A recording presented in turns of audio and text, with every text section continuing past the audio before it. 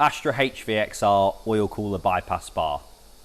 So this is aimed predominantly at track and race cars. So if you use your car mainly on track or as a race car, this is something that's useful to you. Wouldn't necessarily recommend it for people that use their car on the road a lot.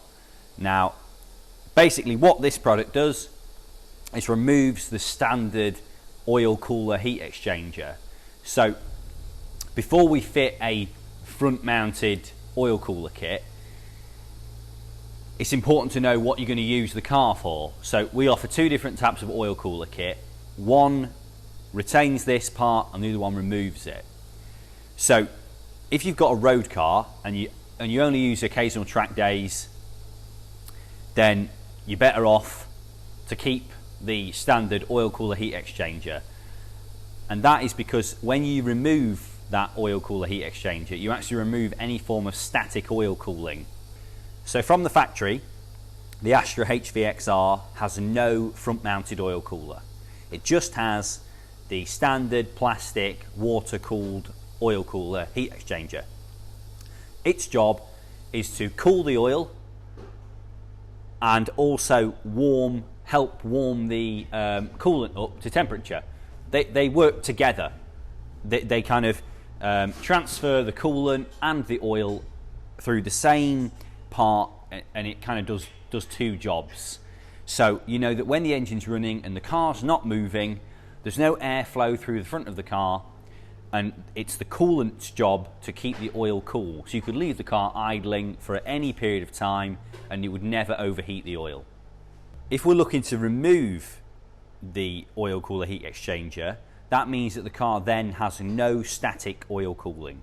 So it has no way of cooling and regulating the oil temperature when the car's not moving. Now, that's not good for a road car, because if you're sat in traffic and the engine starts to heat up, the coolant can be cooled down by the fans that are on the radiator. The front and rear fan, air conditioning fan, or the rear radiator fan can actually force air through the radiator and cool the coolant temperature down.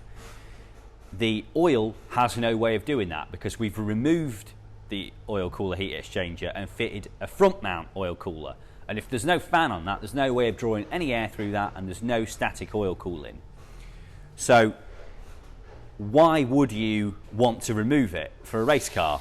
On a racing car, you generally only want to push the engine's limits when the oil's hot, when the oil's up to temperature. Now, if you've got static oil cooling, it takes a lot longer to get the oil up to temperature.